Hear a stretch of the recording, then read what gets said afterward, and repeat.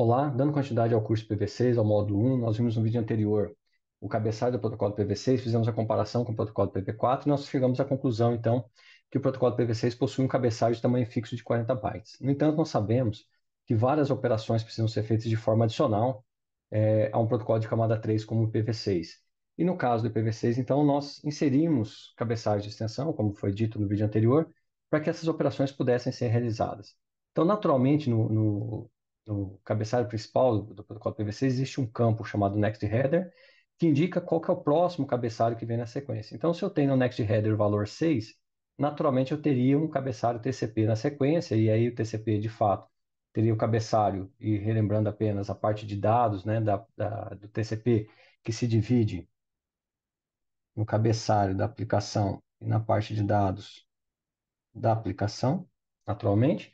No entanto, neste caso aqui, nós temos um Next Header 0, ou seja, nós temos um cabeçalho adicional de apoio ao IPv6 para realizar uma tarefa de roteamento, né?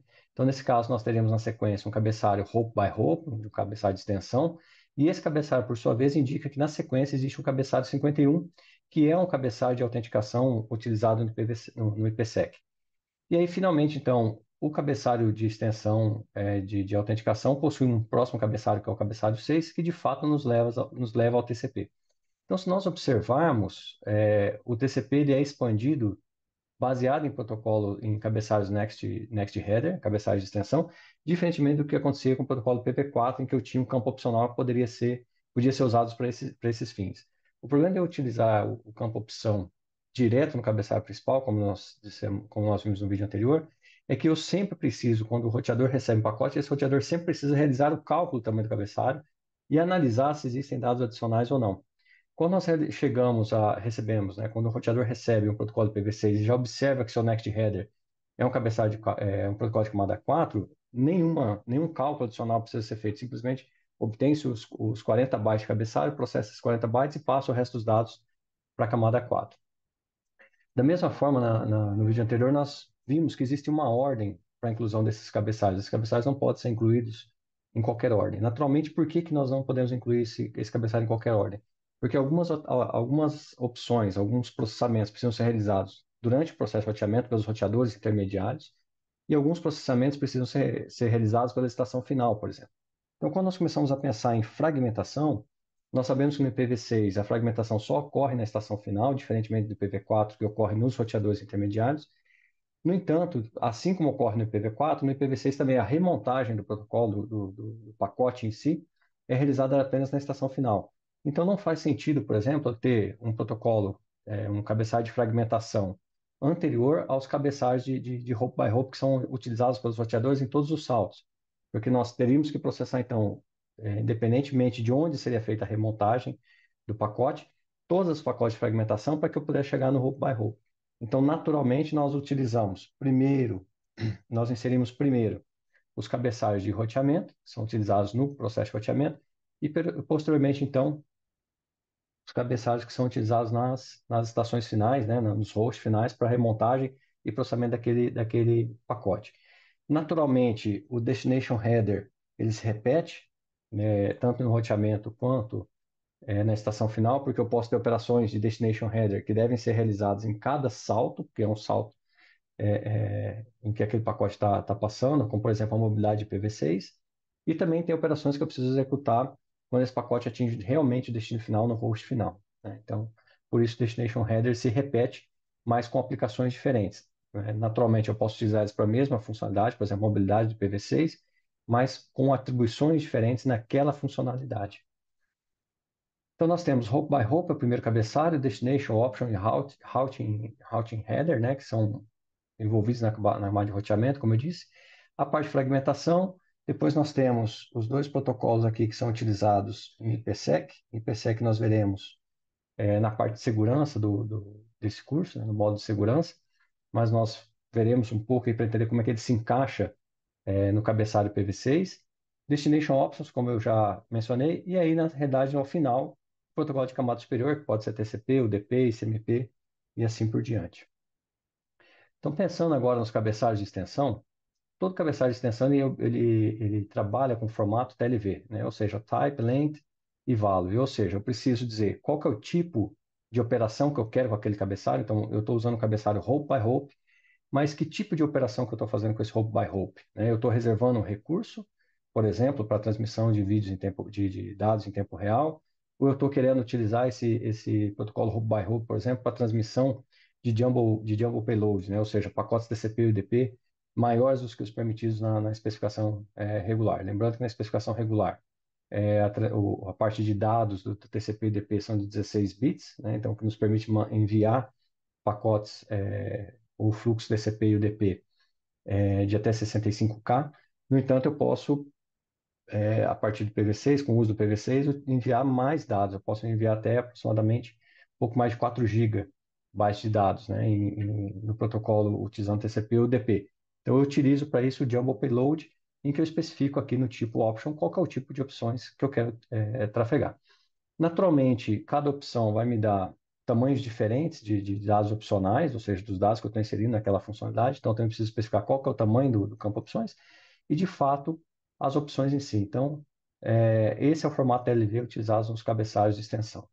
Aqui nós temos um exemplo do uso de um Jumbo Payload, ou seja, eu quero enviar, como eu disse anteriormente, um pacote TCP maior ou UDP maior do que os 65K permitidos pela definição, pela RFC do TCP e do DP.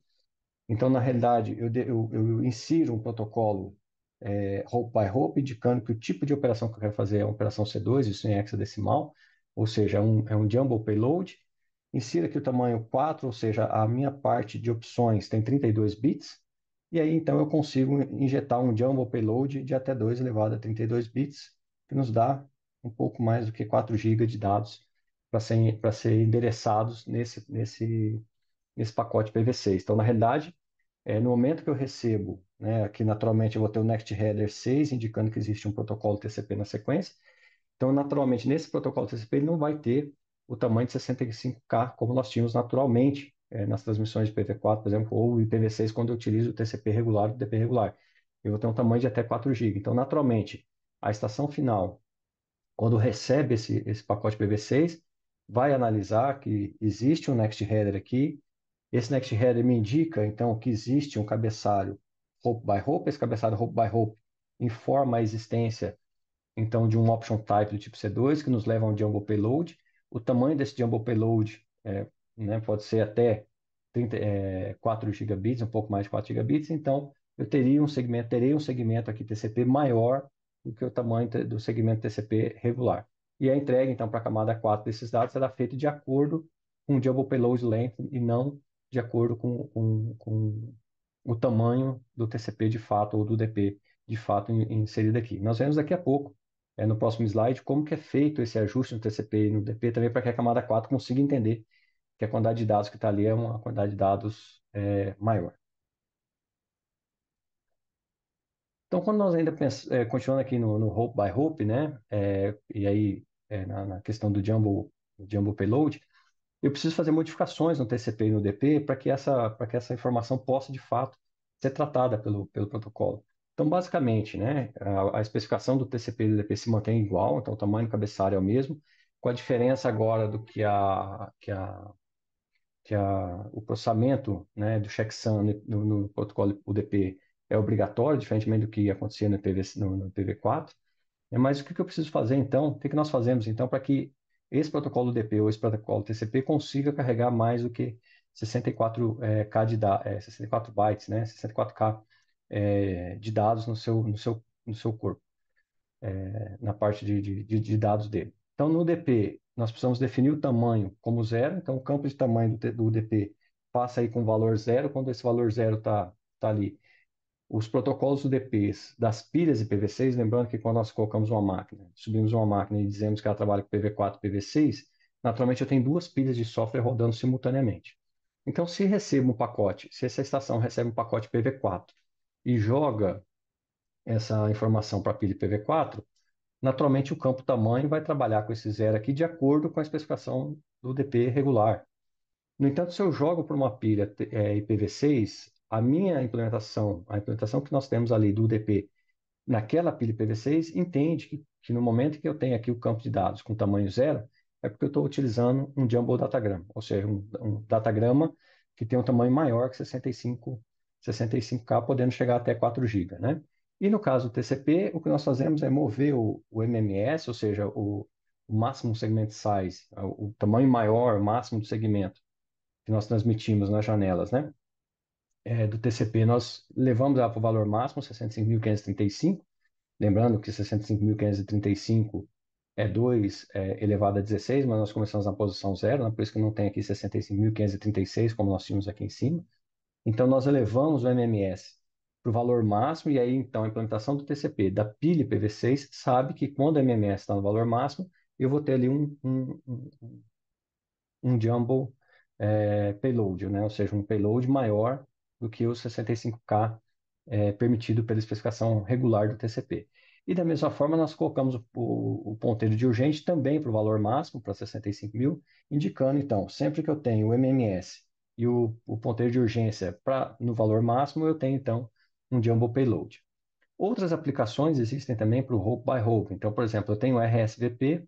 O RSVP é um protocolo em que a cada vez que ele chega no roteador, o roteador reserva recurso para uma transmissão em tempo real, por exemplo, né? Ele é um protocolo que utiliza então uma passagem nos saltos, tentando reservar recursos daquele equipamento para poder fazer uma transmissão de dados específicos, como tempo real ou dados com prioridade. E naturalmente, durante o percurso desse protocolo Hope by Hope, porque lembrando, o Hope by Hope ele é interpretado a cada salto, né? Cada roteador que passa esse pacote ele é interpretado. Então, naturalmente, eu posso ter roteadores que não têm o RSVP implementado. Então, todo o protocolo Hope by Hope, ele leva nos seus primeiros 2 bits qual é o comportamento padrão daquele roteador, caso ele não consiga interpretar aquele protocolo. Então, se eu tenho o valor 00, indica aqui, né? Então, os 2 primeiros bits aqui estão com o valor 00, indica que o roteador pode ignorar, então, aquele pedido, aquele cabeçalho Hope by Hope, já que ele não entende, e continuar a transmissão. Se tiver valor 01, provavelmente eu preciso descartar esse pacote. Ou seja, recebi o pacote, não consigo, o roteador recebeu o pacote, não consegue tratar aquele pacote, ele descarta o pacote. Posso ter também o valor 10, em que eu tenho que descartar esse pacote e notificar a origem. Observe que no 01 eu descarto o pacote, o roteador descarta o pacote, mas não faz nenhuma notificação na origem. Aqui um valor 10, né? 10, binário. O roteador descarta esse pacote e envia uma notificação IPv6 e CMP v6 para a origem. E, naturalmente, nós temos aqui o valor 3, né, o binário 11, 1, em que descarta o pacote e envia a notificação ICMP v6 somente se o endereço de origem não for multicast. Porque, naturalmente, quando nós começamos a pensar no protocolo IPv6, como eu disse anteriormente, nós temos uma tendência, um objetivo de separar o uso do protocolo IPv6 da camada 2. Então, existem funcionalidades, por exemplo, para que não utilize o protocolo ARP. No entanto, sempre que nós vamos implementar esse tipo de recurso, nós acabamos utilizando muito recurso multicast, que é o que acontece com o protocolo IPv6. O uso de multicast pode ser um uso regular. Naturalmente, no IPv4 nós tínhamos um uso grande já de multicast, mas em IPv6 o uso de multicast passou a ser comum. Então, se esse pacote que eu recebi e que eu preciso tratar, de fato é um pacote que o roteador não dá suporte, ele descarta, e se não for o pacote, não for no endereço multicast, ele notifica a origem. Por que evitar, então? Porque se for multicast, ele não notificaria? Porque o multicast vai me jogar esse pacote de volta para um grupo grande de hosts, né? Um grupo grande de estações, e eu teria, então, uma sobrecarga de processamento multicast. Então, naturalmente, o Hope by Hope me permite essas 4 operações. Uma outra implementação disponível no protocolo, no cabeçalho de extensão Hope by Hope, é a parte de Multicast Listener Discover. Nós veremos mais à frente o uso do MLD, mas basicamente é para que as estações possam se inscrever em grupos multicast e roteadores entender qual o grupo multicast que ele deve notificar, isso nessas operações, como eu disse anteriormente. Dando continuidade, então, ao nosso próximo cabeçalho é o cabeçalho Routing, um cabeçalho de extensão Routing, que é utilizado hoje principalmente na parte de mobilidade IPv6. Nós temos outros usos, né, como o Nimrod da DARPA, um protocolo que está ainda em operação, mas ele já indica, já tem indícios de descontinuidade. Nós temos outras aplicações, né, como roteamento de unicast, segmentação de roteamento, mas nosso principal uso nesse curso é em cima da mobilidade de PV6, né? Quando nós pensamos em mobilidade, o M aqui inicial mobilidade de PV6. Nós temos aqui, então, um campo, né, de novo, um formato TLV, né, ou seja, eu tenho um type, o type aqui é um type 2, e eu tenho aqui uma parte de dados, né, uma parte opcionais que nos permite fazer a parte de mobilidade. Deixa eu só abrir uma tela em branco. Quando nós pensamos em mobilidade, imagine que nós temos aqui, então, um host A. Esse host A está aqui conectado numa rede 1. Essa rede 1 possui um roteador. Não necessariamente precisa ser esse formato aqui, mas é só para facilitar nosso entendimento, para entender que não existe conexão de fato entre essas estações.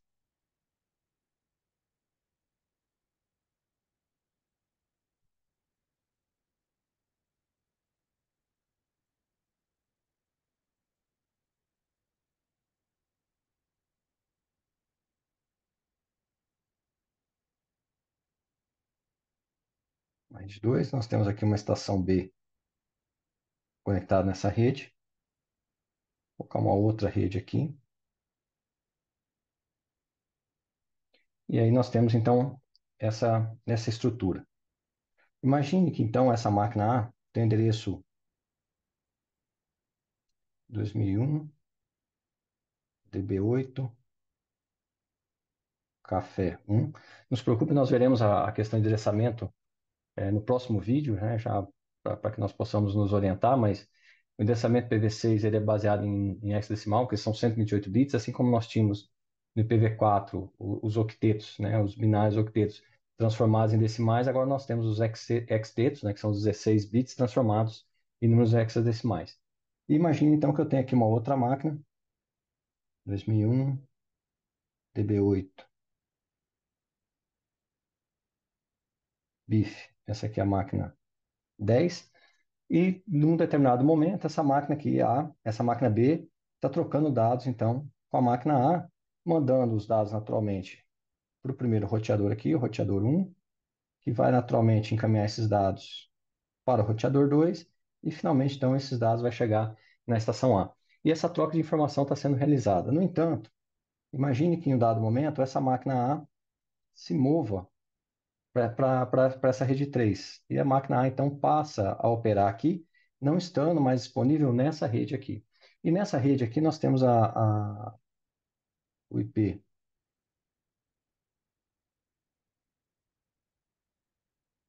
O IP dessa máquina nessa rede é 2001, DB8, feed, e aí, digamos que ela recebe o mesmo IP aqui, IP final 1.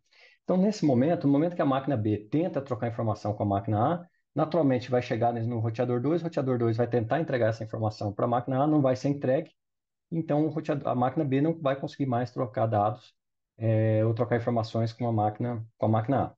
Então, nesse momento, quando a máquina A, para resolver esse problema, quando essa máquina A chega na rede 3,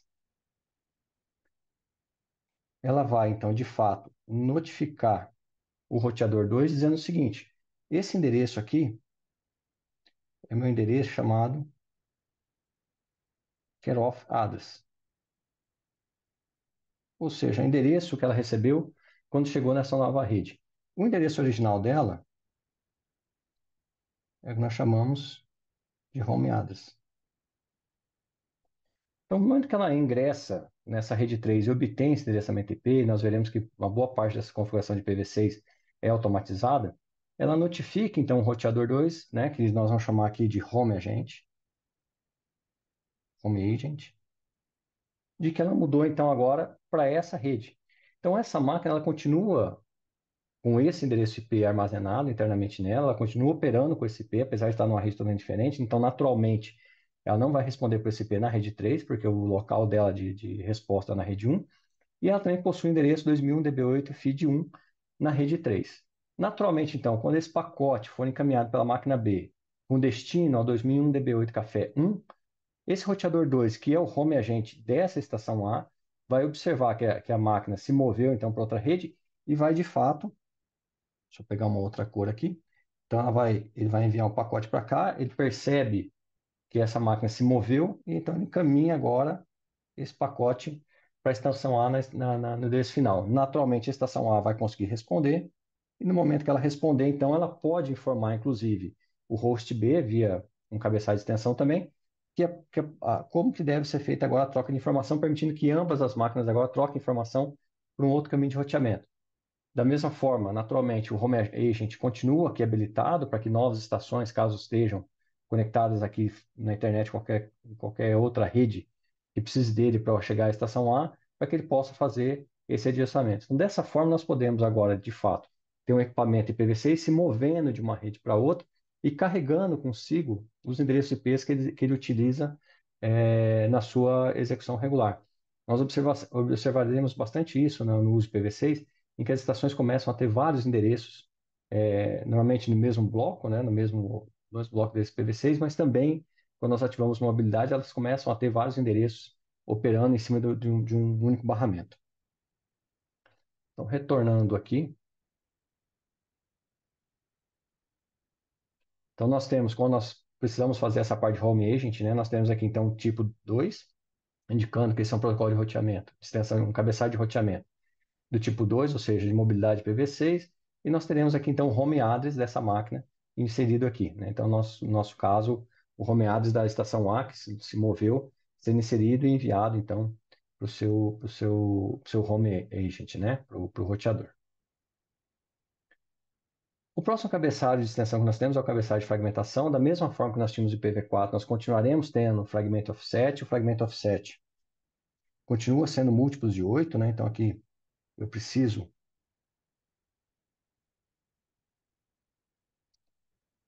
É bastante difícil escrever aqui sem riscar. Ficar para o lado para não. Então, aqui continua sendo múltiplo de 8, assim como nós tínhamos no IPv4.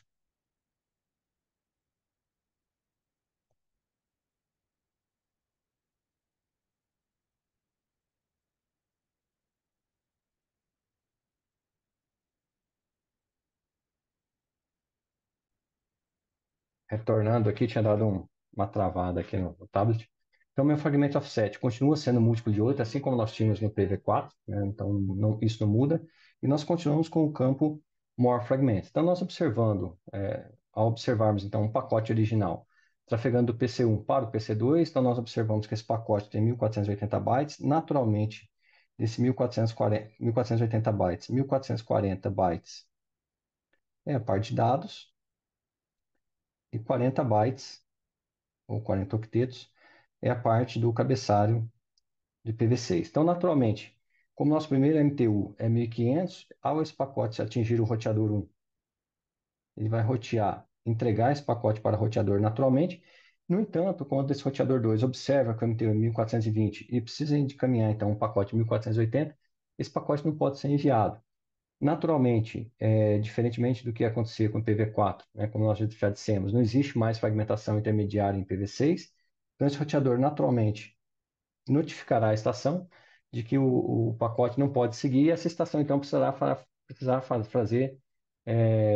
fragmentar esse pacote naturalmente aqui em dois pacotes, porque o pacote é um tamanho muito próximo do MTU.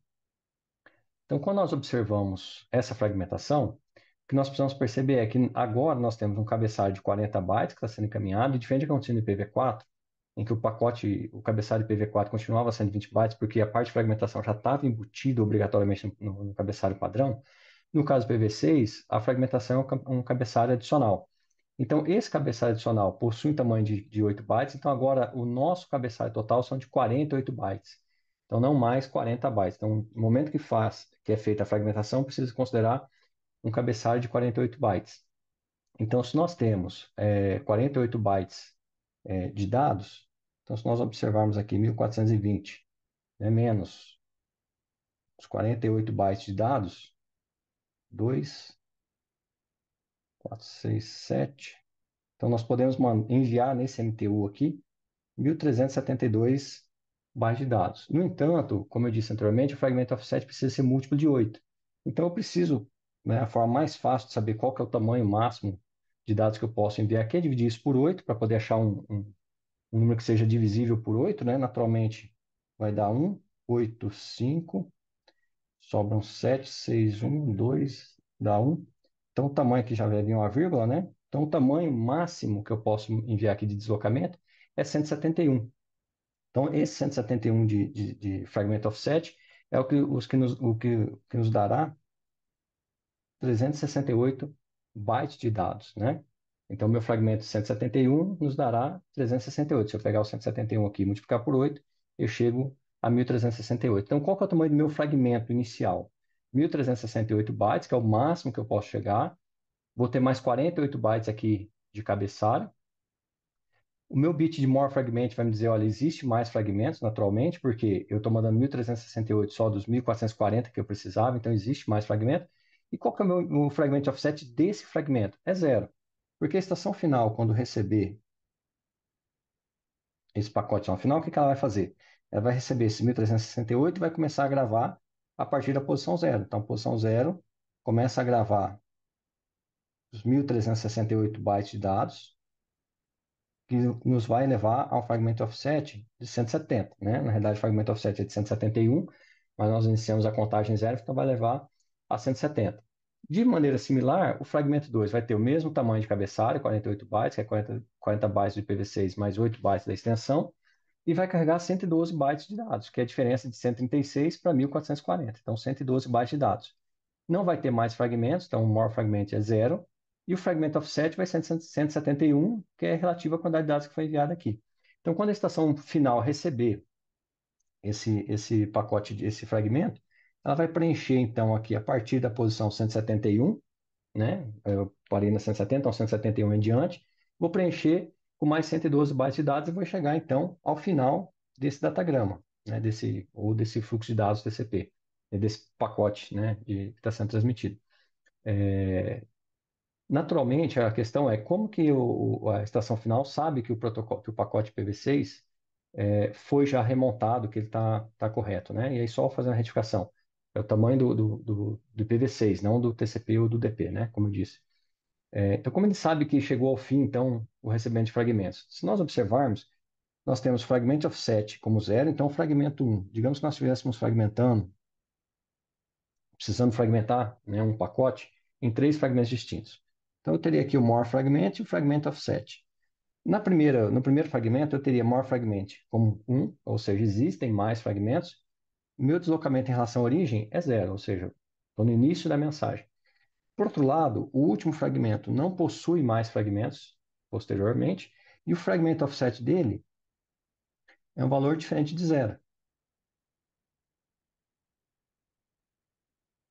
Ou seja, como é que eu acho o início e o fim, né? Um fragmento offset zero e tem mais fragmentos é o primeiro.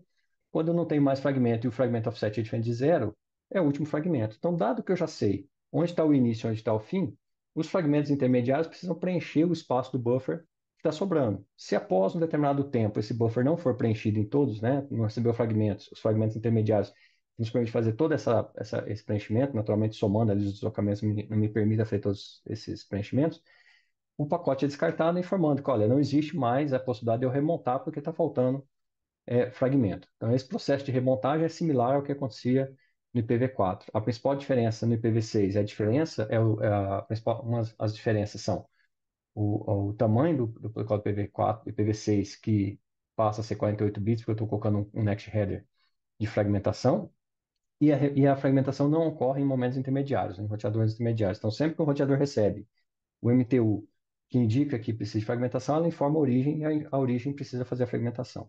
A origem, na realidade, tem duas decisões, né? Quando ela vai trafegar dados numa rede. Ela pode enviar um pacote específico para descobrir qual que é o menor MTU, para já montar pacotes fragmentados de acordo com o menor MTU, ou ela envia o pacote e, se por acaso algum roteador notificar, ela refragmenta, que é naturalmente a decisão padrão, porque nós temos hoje, principalmente pensando em redes locais, MTUs padronizados. Os MTUs não oscilam mais tanto de uma rede para outra, né?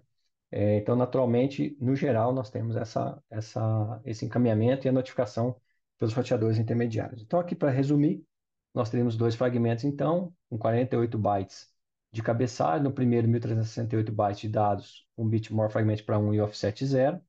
E no segundo fragmento, a mesma configuração de cabeçalho, com 112 bytes, não tem mais fragmentos e deslocamento de 171, que é o maior deslocamento permitido dentro do MTU 1420, pensando num cabeçalho de 48 bytes. Lembrando que se existir mais cabeçalhos opcionais, então, por exemplo, se antes do cabeçalho de fragmentação, né, e aí observando que aqui nós já estamos na estação final, existirem outros cabeçalhos adicionais, esses cabeçalhos precisam ser considerados no cômputo também aqui do pacote. O próximo cabeçalho que nós temos é um cabeçalho de autenticação. Nós veremos na parte de segurança da IPv6, existem duas formas de transporte, né, duas formas de criptografia usando IPsec. Existe o modo transporte e o modo túnel. Quando nós pensamos em modo transporte, nós estamos pensando mais numa VPN client to site, né? Ou seja, eu tenho uma estação final aqui, um notebook, por exemplo, que está conectado num servidor VPN de um determinado provedor da minha empresa, assim por diante.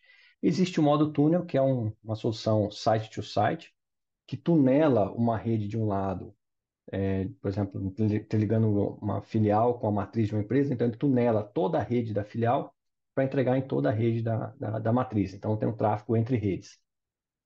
Olhando aqui no cabeçalho, então, de Authentication, o modo túnel, no Authentication nós veremos que ele é pouco utilizado, porque ele não faz muito sentido, porque o protocolo de Authentication, ele apenas autentica o cabeçalho, ele garante a integridade, mas ele não garante a privacidade, ele não faz a parte de criptografia.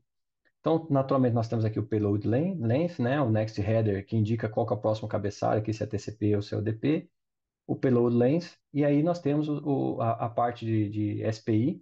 O SPI, nós veremos também quando for estudar IPsec, mas é ele que gerencia as conexões. Então, nós temos os SAs, que faz as vias criptográficas, né? E o SI é quem faz essa gerência. E, o número e aí, naturalmente, usando números de sequência para encadear esse protocolo, né? Esse cabeçalho. E aí nós temos, de fato, a parte de autenticação, dados autenticados. É aqui que entra, de fato, a autenticação em si. Então, quando nós olhamos o modo transporte, nós temos a autenticação de todos os dados, né? Então, inclusive do protocolo, do protocolo IPv6. Então, nós temos o protocolo IPv6, o cabeçalho em si, os cabeçalhos adicionais que são inseridos, né, de extensão. Temos aí o header, então, da Authentication, do Authentication Header do IPsec. Aí nós temos um Destination Header pós, porque nós precisamos operacionalizar esse protocolo já na estação final. E aí, de fato, nós temos a parte de TCP e dados, né, do TCP, e aí lembrando que aqui no TCP, novamente, nós temos a parte de header de aplicação e a parte de dados da aplicação. Então, quando nós observamos o protocolo de autenticação, ele autentica toda a pilha, desde o IPv6 até a camada de aplicação, garantindo que os dados estejam íntegros, isso no modo transporte. Quando nós pensamos no modo túnel, o que nós estamos tentando fazer, quando se pensa em modo túnel, é ofuscar o endereço IPv6 de origem. No caso do header, do header de autenticação não faz muito sentido porque ele continua aberto, né? Ele só autentica, ele não encripta. Mas faz parte do modo de operação do IPsec. Então, o protocolo HA também implementa esse modo. No modo túnel, nós inserimos um novo protocolo IPv6, um novo header IPv6, com os cabeçalhos de extensão. Posteriormente, nós temos o cabeçalho de autenticação, e aí observe que eu não tenho mais esse destination header inserido aqui, né? Uma cópia, né? Que vem de lá para cá, para a estação final. Então, observe que na versão transporte eu tenho o destination header do roteamento, e o destination header da estação final fica após o cabeçalho de autenticação, porque ainda nós estamos tratando a autenticação antes de entregar os dados de fato para serem processados, né? Pensando em aplicação em si. Então, como nós criamos uma nova camada de PV6, ou seja, colocamos um outro protocolo PV6 e inserimos um protocolo PV6 original em cima, né, separado pela parte de autenticação, nós temos então o protocolo original de PV6, mais os cabeçalhos de extensão, e aí naturalmente o TCP e a parte de dados TCP logo na sequência. Da mesma forma, no modo túnel, nós também temos a parte de autenticação para o cabeçalho como um todo. Isso ficará bem mais claro quando nós estudarmos a parte de PSEC no módulo específico de segurança. Da mesma forma, nós temos o protocolo na pilha IPsec, né, na funcionalidade IPsec, o protocolo de criptografia, o SP, que faz tanto a autenticação quanto a parte de criptografia em si, então os dados de fato são criptografados. Da mesma forma, ele tem uma parte de SPI para gerenciar essa conexão, um número de sequência, aí tem o payload ESP criptografado em si e, naturalmente, um next header para fora, né, com um page aqui para fazer com que ele se torne múltiplo 32.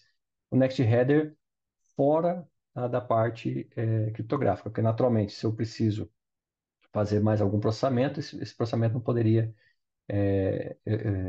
saber qual que é a próxima pilha que eu vou entregar, né? Eu preciso entregar isso para TCP. Se esses dados estão criptografados, né, não teria como saber onde que é feita a entrega. Então, o Next Header está aqui disponível.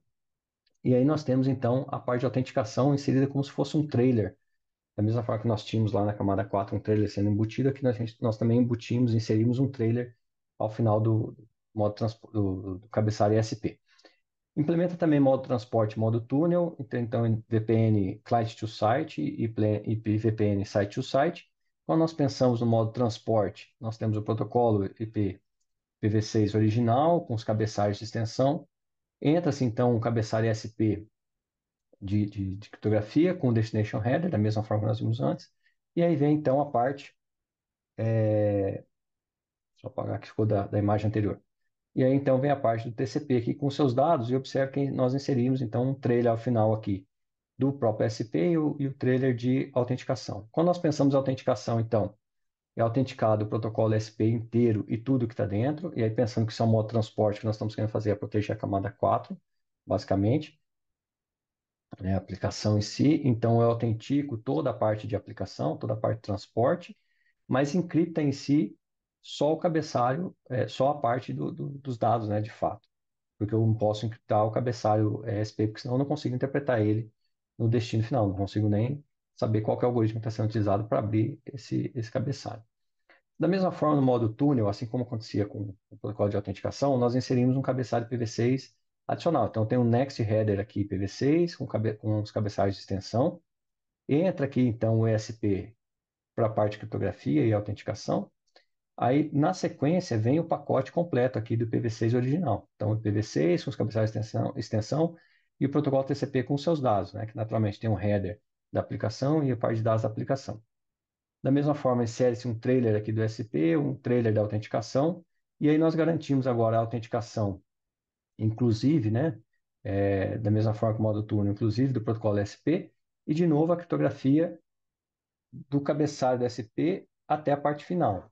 Observe que a criptografia aqui agora garante a criptografia do protocolo IPv6 original, então eu consigo ofuscar o protocolo que eu estou usando de fato na minha estação final. O que eu vou ver aqui é só o IPv6 do gateway que saiu, né? Lembrando que na VPN nós temos uma estação A, já essa estação A conectada via um switch, isso vai para uma estrutura de VPN, e aqui então eu tenho a internet chegando até um próximo roteador que nos vai dar acesso à rede da empresa. Então, a criptografia que nós estamos tentando no modo túnel é uma criptografia que permita fazer isto, né? Ou seja, criar um túnel ponto a ponto. Então, toda vez que uma estação A envia um pacote e esse pacote chega a esse túnel VPN, digamos que o endereço dela aqui seja 2001 DB8 café 10 e desse roteador aqui seja 2001 DB8 café 1, mas do outro lado aqui ele tenha 2001 DB8 feed 1 aqui, por exemplo. Então, se uma estação no meio do caminho, né, e lembrando, né, que esse túnel que nós criamos é um túnel imaginário, porque de fato o que está acontecendo é que os dados que estão sendo transmitidos pela internet são criptografados. Então, naturalmente, uma estação mal intencionada que captura esses dados não consegue interpretar esses dados porque os dados estão criptografados, mas o túnel em si, de fato, não existe, né? Ele é um conceito. Mas se uma estação conectada aqui na internet, né, uma estação mal intencionada, consegue capturar esse pacote, o IP que ela vai conseguir enxergar é esse IP aqui, que está sendo inserido nesse novo header aqui, né? Ele não vai conseguir enxergar de fato o endereço original. E aí, obviamente, como isso aqui é um gateway VPN, ele é um gateway do tipo baixo, quer dizer, ou seja, ele foi feito um hardening bastante forte nele, né? Um hardening completo para que ele não apresente as novidades que uma estação, por exemplo, de trabalho implementa, né? Possui. E aí chegamos então ao cabeçalho de extensão Destination Option, Nesse caso, Destination Option também vai ter um Option Type, Option Length e a parte de dados em si do cabeçalho, né, do cabeçalho adicional, então TLV também, do mesmo jeito, um formato TLV. E aí nós temos várias implementações, né, principalmente a parte de mobilidade, como eu disse anteriormente. Então nós temos a parte de mobilidade feita no roteamento, durante o processo de roteamento, para que nós possamos, então, no processo de roteamento, encontrar a estação que se moveu, e nós temos também os Destination Option para uso na própria estação, nas próprias estações, para que elas possam se identificar, então, inclusive com a transmissão do home address e do care of address, né, como eu disse anteriormente. E aí nós chegamos, então, na parte do endereçamento IPv6, nós deixaremos isso para um próximo vídeo, para que a gente possa começar a entender como esses endereços são montados e como eles são interpretados. Até o próximo vídeo.